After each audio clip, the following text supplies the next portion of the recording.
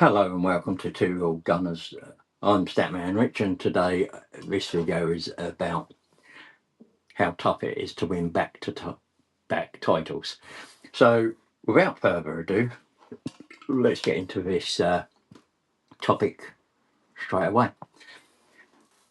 In over 130 years of professional football, winning a league title is the mountaintop. It's the peak of a grueling 10-month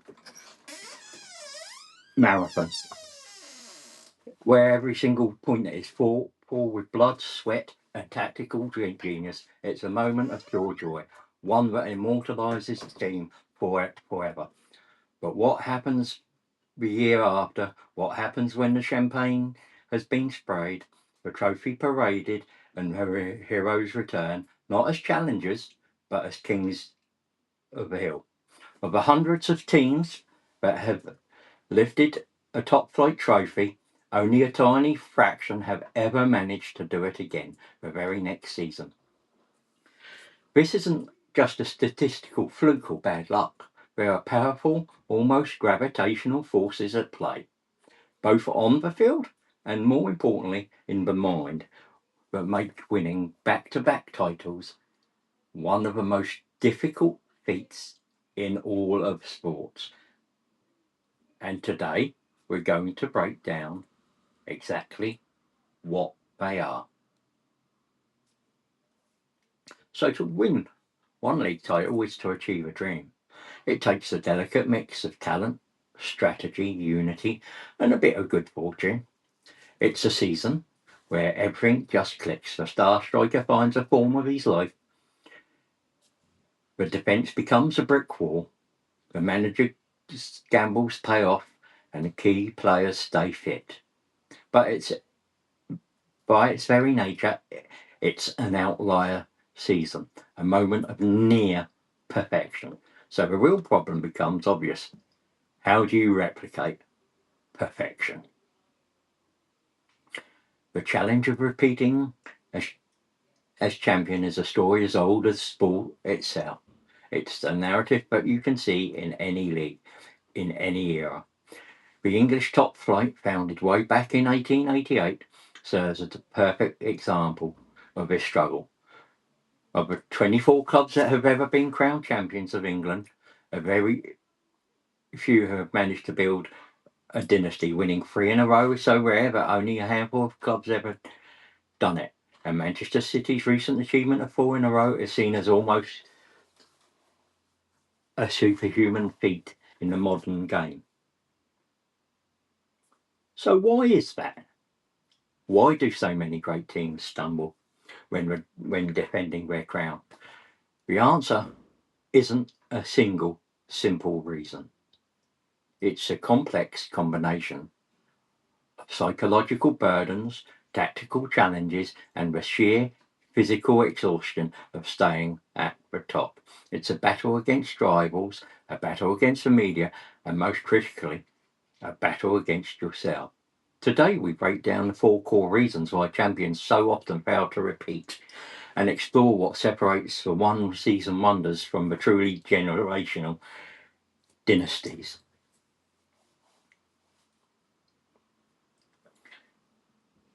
Here we look at the disease and more the psychological warfare. So, the first and maybe the most powerful force working against the defending champion is internal. Sorry about that. It comes from inside the locker room, from the minds of the very players and staff who achieve greatness. The legendary basketball coach Pat Riley, who led the Los Angeles Lakers to multiple championships in the 80s, gave this phenomenon a name: the disease of more. Riley described it as the subtle poison that success brings. After winning it all, everyone wants more. More money, more playing time, more credit, more publicity. Egos that were once pushed aside for the team's benefit start to swell. The unity that was the foundation of their success begins to crack. Players who were happy to be role players in the championship run now see themselves as stars. The conversation shifts from we to me. Isn't just a theory, it's a pattern that has played out again and again. A classic example comes from the Premier League's early history. In the 94-95 season, Blackburn Rovers, a modest club funded by local steel magnate Jack Walker, did the unthinkable. They went head to head with Sir Alex Ferguson's Manchester United, and on a dramatic final day won the league title. It was a fairy tale. Their strike partnership of Alan Shearer and Chris Sutton, nicknamed the SAS, was unstoppable. Their manager Kenny Dalglish had built a team with a perfect blend of grit and flair. They were champions, but their title defence was a disaster. The decisive more took hold. Manager Kenny Dalglish, the architect of their success, moved upstairs into a director of football role, a move that immediately rocked the team's leadership. There were reports of contract disputes and tensions in the squad. Other teams had also started to figure them out tactically. The element of surprise was gone. Most importantly, the hunger that had fueled their underdog run had been satisfied. They were no longer the hunters, they were the hunted, and they just weren't ready for that role. Blackburn finished the next season in a dismal 7th place, 21 points behind the champions, Manchester United. They never reached those heights again, and their star striker, Alan Shearer, was sold the following summer. The dream was over, torn apart not just by other teams, but the internal consequences of their own success. This psychological drop-off isn't just about ego, it's also about a subtle, almost subconscious dip in motivation. Renowned sports psychologist Dr. Jim Lower has talked a lot about the psychology of the underdog. Underdogs have a powerful built-in motivation. They have a point to prove. They're fueled by disrespect, by a desire to shock the world. When a team wins a title, that fuel source is instantly gone. You're no longer the underdog, you're the establishment. You're the team everyone is desperate to beat. Finding a new source of motivation is one of the toughest challenges for a champion, which brings us to the crushing weight of the expectation. The 25-16 season gave us one of the greatest stories in sports history. Leicester City, a 5,000-1 outsider, a team that had barely escaped relegation the season before, won the Premier League. It was a miracle, a story of unity, belief and relentless counter-attacking football that caught the world's imagination.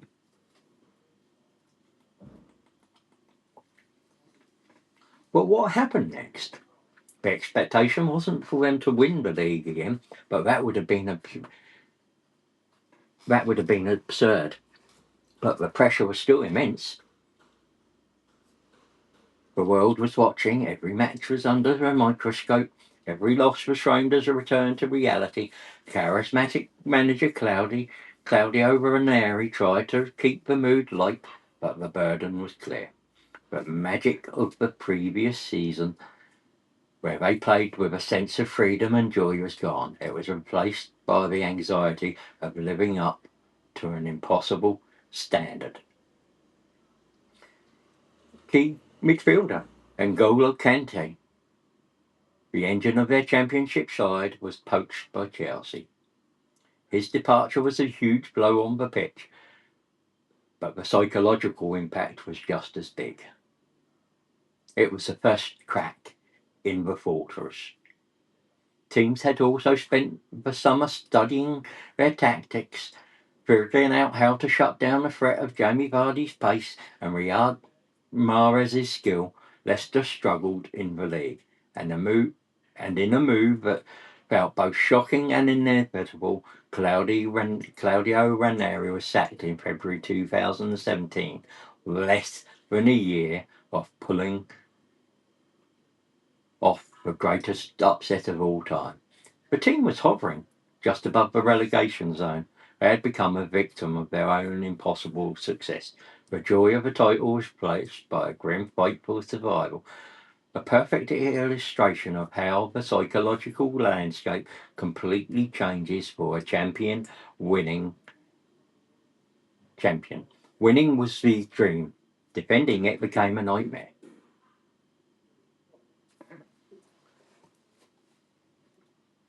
The marked man. Everyone's final. If the first battle is internal,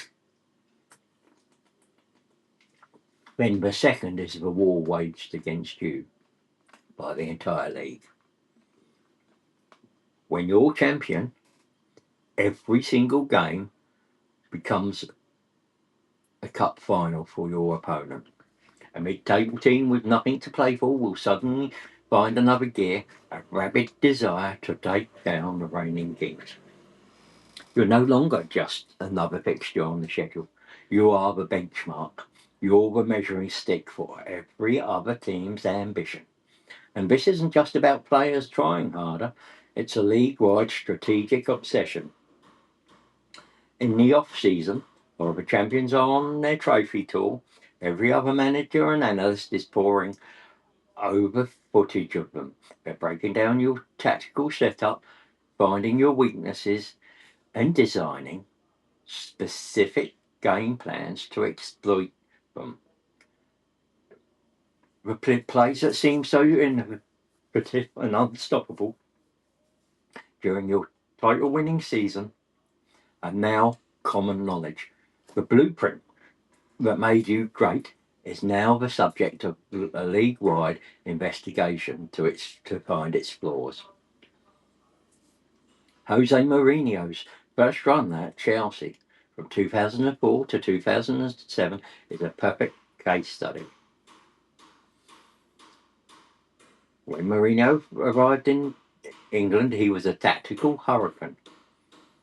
His Chelsea team was a defensive machine built on organisation, power, and discipline. In his first season, 2004-05, they won the league and conceded a record low 15 goals all season. They were a puzzle nobody could solve. They repeated as champions the next season, though the challenge was visibly tougher. By the third season, however, the league had started to adapt. Managers learned that sitting back and letting Chelsea control the game was a recipe for a slow, certain defeat. Things started to press Chelsea higher up to disrupt their rhythm and to take more risks. The aura of invincibility was fading. While Mourinho was a master of innovation, the collective brainpower of 19 other clubs working to figure him out began to take its toll. Internal politics at the club also played a big role, but on the pitch it was clear the tactical advantage Chelsea had once enjoyed was shrinking. They lost the title to Manchester United and Mourinho left the club early the next season. His revolutionary tactics had been studied, countered, and neutralised. An even more dramatic example of this target on your back phenomenon came in the 2021 season. Liverpool had just won their first league title in 30 years, playing a breathtaking brand of heavy metal football under Jurgen Klopp. They had been completely dominant, winning the league with a record 7 games to spare. They looked indestructible. Early in their title defence on October the 4th, 2020, they travelled to Aston Villa, a team that had barely avoided relegation the season before. On paper, it should have been a routine win for the champions. But what happened? was one of the most surreal and shocking results in Premier League history. Aston Villa didn't just beat Liverpool, they demolished them. The final score was 7-2.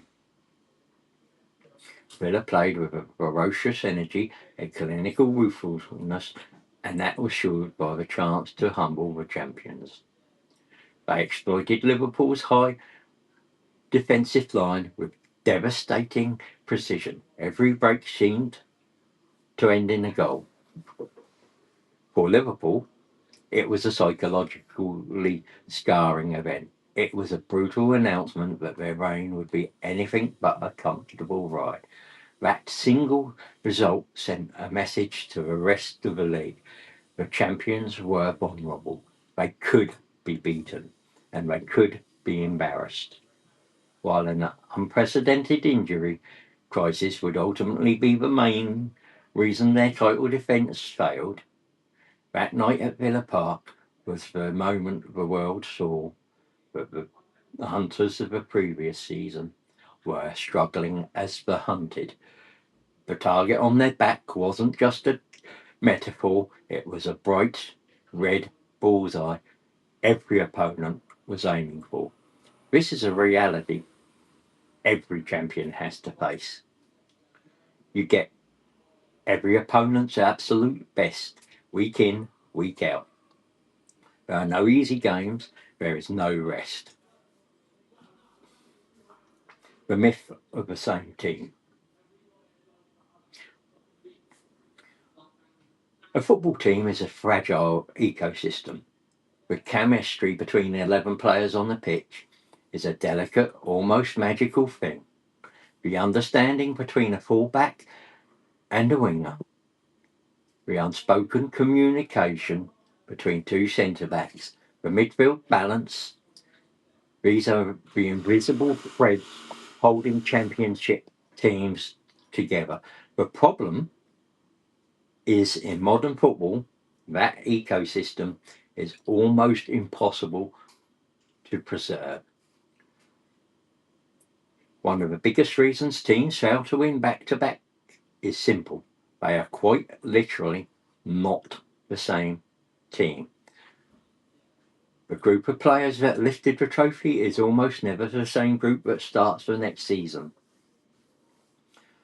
The transfer market, contract talks and retirements create a revolving door that constantly threatens a team's stability.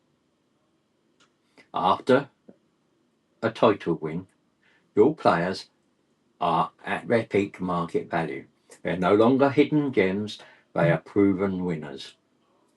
Bigger, wealthier clubs will come calling, offering huge wages and the appeal of a new challenge.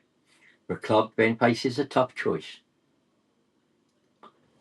Break your wage structure to keep the hero, or cash in and risk disrupting the team's chemistry.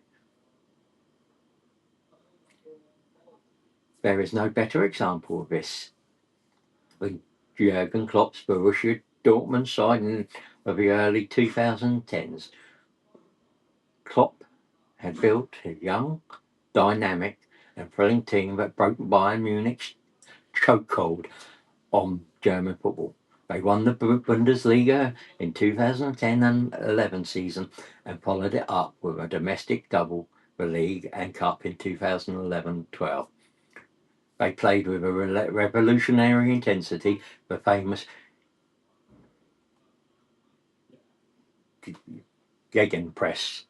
pressing style, and had some of the most exciting young talents in the world. Mario Götze and Robert Lewandowski, they look like a dynasty in the making. But their main rival, Bayern Munich, responded, not just on the pitch, but off it. They systematically dismantled Dortmund's core. In 2013, right before Dortmund's Champions League semi-final, news broke that their homegrown hero, Mario Götze, would be joining Bayern. It was a devastating blow to morale. The next year, their superstar striker Lewandowski made the same move on the free transfer. Dortmund had built a championship team only to watch it get picked apart by their richer rival. They had nurtured the talent, and their rival reaped the rewards. It was impossible to stay at the top while the best players were being actively poached by every team they were trying to beat. They couldn't build a dynasty because the foundations were constantly being ripped out from underneath them. This instability isn't just about players leaving, the manager's role is everything. A title winning manager is often a tactical genius and a charismatic leader, but they have become targets too, or having reached the summit, they might feel they've taken the club as far as they can. Disagreements with the board over the team's future, direction, and transfer funds are a common reason for a champion's decline. Let's take a look at Antonio Conte. He's a serial winner. He arrived at Chelsea in 2016 and won the Premier League in his very first season, using a revolutionary 3-4-3 formation that took the league by storm. But his relationship with the Chelsea board quickly soured over what he saw as a lack of investment in the squad for the next season.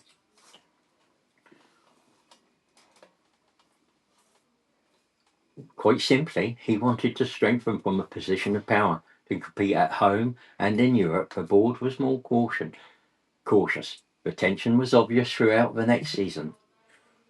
Chelsea's title defence was flat. They finished fifth and missed out on the Champions League. Conte was sacked. The pattern repeated itself. At Inter Milan, Conte took over and in his second season ended Juventus's 9-year reign by winning the Serie A title in 21. It was a massive achievement. Yet, just weeks after lifting the trophy, he left the club. The reason, the club owners were in financial trouble and needed to sell players and cut wages. Conte, a manager who believes in aggressive investment to stay on top, saw this as an impossible situation. He had climbed the mountain, and instead of being given the tools to build a fortress, he was asked to start taking it apart.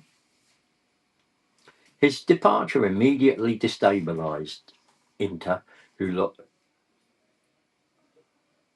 lost their next title the very next season. These examples that winning a title isn't the end of the project, it's a critical turning point. Without continued alignment, investment, and stability, the whole thing can collapse with shocking speed. We're now looking at the grind, paying the physical and mental price. The fourth major barrier to repeating as champions is the brutal, punishing nature of success itself. A title winning season is by definition a longer, more draining campaign than anyone else's. You're likely to go deep in every cup competition. In Europe, you're playing the high stakes, high intensity knockout games until the very end of the season. This leads to two immediate and damaging consequences: physical burnout and mental fatigue. So, let's start with a physical toll. The modern football calendar is already ridiculously crowded, but for champions, it's merciless. A deep run into a Champions League and domestic cups can mean playing over 60 games in a season.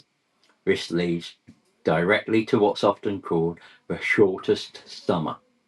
While their rivals are getting a much needed 4 to 5 weeks of rest and a full pre-season to prepare, the champions are often playing in a major final just weeks before the new season's prep needs to start. On top of that, Some players will have to play international tournaments to play. The result is that players start the new season already at a disadvantage. They haven't had enough time to recover. Their bodies are still carrying the knocks, the strains, and the pure fatigue of a year-long marathon. This lack of proper recovery and a shorter pre-season makes them far more likely to get injured. This brings us back to Liverpool's title defence in 2021. It stands as maybe the most vivid modern example of a season being completely wrecked by the physical cost of success. After their glorious title win, their off-season was incredibly short due to the pandemic's impact on the schedule. They came into the new season already running on fumes. Then the injuries started piling up. In October 2020, in a fiery derby against Everton, their defensive rock and best centre-back in the world, Virgil van Dijk, suffered a season-ending ACL injury. It was a catastrophic blow. Soon after, his main defensive partner, Joe Gomez, suffered another long-term injury on international duty. Then the third choice centre-back, Joel Matip, was also ruled out for the season. The very foundation of their team had crumbled. Klopp was forced to play midfielders in defence, which threw the team's entire structure and balance out of whack. The defensive solidity that had been the launchpad for their brilliant attack was gone. Their title defence was over before it had really begun. While the specific injuries were unlucky, the context wasn't. The team was physically drained from their previous season's heroics, and that vulnerability exposed them to a catastrophe. They were paying the physical price for their own greatness. This physical exhaustion is matched by a deep mental fatigue. The psychological pressure of a title race is immense. For months, every single game feels like a must win. Keeping that level of focus and emotional intensity is incredibly draining. After you win, there's a natural and necessary emotional release. The problem is, the new season starts just a few weeks later, and you're expected to climb that same emotional mountain over again. For many players, this is the hardest part. How do you mentally reset and go again with the same fire when you've just achieved your life's ambition? The feeling of pure joy is replaced by the nagging pressure to stay at that level. The journey, which was once exciting and full of hope, now just feels like a treadmill. This mental burnout can show up as a drop in the focus during games, a loss of motivation in training, and an ability to handle the tough moments that every season brings. So, when you combine the disease of more, the target on your back, the constant roster turnover, and this deep-seated physical and mental burnout, you can start to see the scale of the challenge. Winning a league title requires a team to be firing on all cylinders. Defending it requires them to do it with less rest, more pressure, a potentially weaker squad, and a drained psychological fuel tank. All while every single opponent has upgraded their weapons and is aiming right at you. How dynasties are forged. Given this seemingly impossible set of challenges. How has any team ever managed to repeat? How dynasties are built? The teams that have achieved long-term success are the true outliers. They are the exceptions that prove the rule. And they offer a blueprint for how to defy the forces that pull champions back down to earth. These teams don't just win, they build a culture that actively fights against complacency, instability, and fatigue. There is no better case study than Sir Alex Ferguson's Manchester United. Ferguson didn't just win back-to-back titles, he did it on three separate occasions, building multiple distinct championship-winning teams over his 26-year reign. His entire philosophy seemed to designed to combat the very problems we've talked about. To fight the disease and more, Ferguson was ruthless. He famously believed that no player was ever bigger than the club. He shipped out legends like Jaap Stam, David Beckham, and Ruud van Nistelrooy the moment he felt their ego threatened the team's harmony.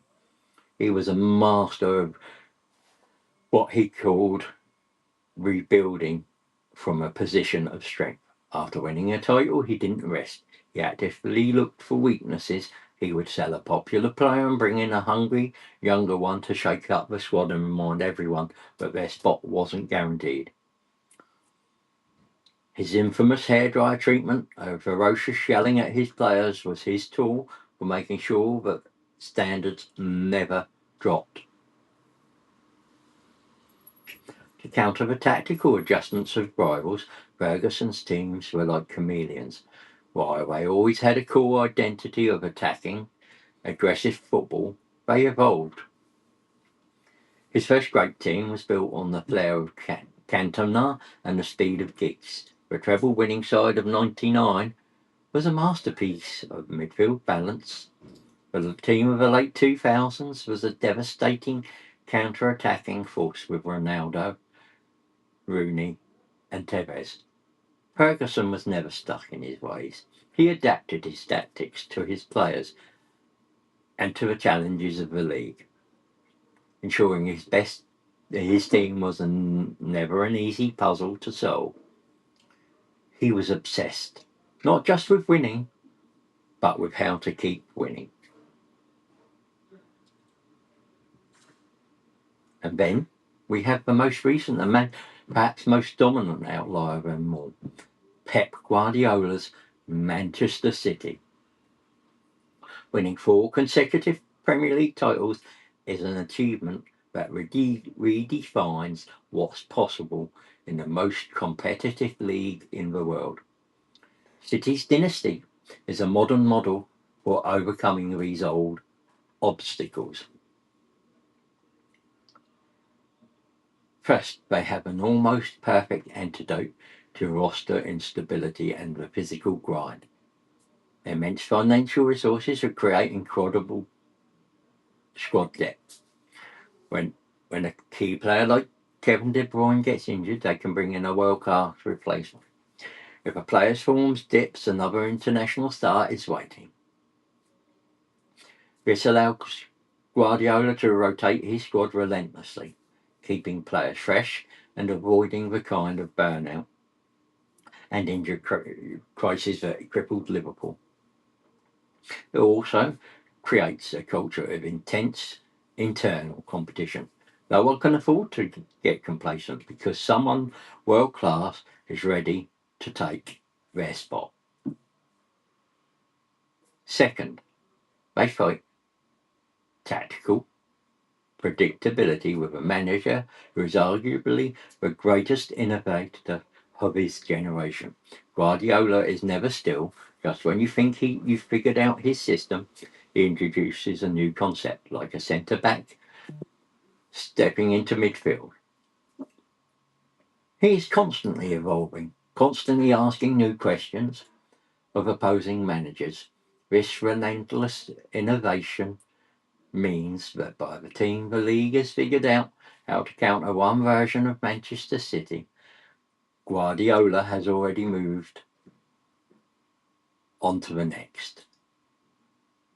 Finally, like Ferguson, Guardiola cultivates an intense, demanding culture. Stories from their training ground speak of a relentless focus on detail and a zero tolerance policy for any drop in standards. Despite all their success, the hunger remains, driven from the very top. They have solved the problem of repeating by creating a system that is resistant to complacency, fortified against instability, and constantly one step ahead. These outliers, from Ferguson's United to Guardiola's City, show that while winning back-to-back titles is incredibly hard, it's not impossible. It takes a rare combination of visionary leadership, institutional stability, relentless innovation, and a deep, insatiable hunger that success just can't satisfy. Give me a second, thank you. So, in conclusion, the journey to the top of a mountain is tough, but the struggle to stay there is a battle on a whole nother level. The forces working against the defending champion are massive. There's the psychological burden, the disease and more that rots unity and drains motivation. There's the tactical challenge of being the marked man, the target that every rival has spent the summer preparing to take down. There's the structural instability of the modern game, where squads are always changing and the chemistry is hard to keep. And finally, there's the sheer grinding wear and tear from the physical and mental cost of being the best. Most teams reach that summit, are exhausted by the climb. They plant their flag, enjoy the view, but inevitably slide back down as these forces take over. We're remembered as great teams, as champions, but not as a dynasty. The few who manage to defy this gravity, who build a permanent camp at the top, are different. They are led by obsessive figures who fear complacency more than defeat. They are run by clubs that value stability and planning for the future. They're made up of players who find new reasons to be hungry when their stomachs should be full. Winning the title cements a team in history, but winning the next one, that's what separates the legends from the dynasties. So, which team do you think had the toughest road to a repeat title?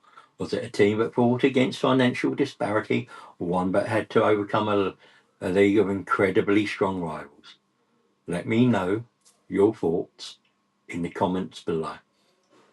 And if you have enjoyed this video and enjoy deep dives into sports history and analysis like this one, make sure you subscribe and hit the notification bell so you don't miss our next video. I'm Statman and Rich. This is two old gunners on in the North Bank. We're also on various podcast platforms, Deezer, Spotify, Apple, Overcast, everyone out there. Thank you for watching or listening to this, and until the next one, thank you. I'm out of here.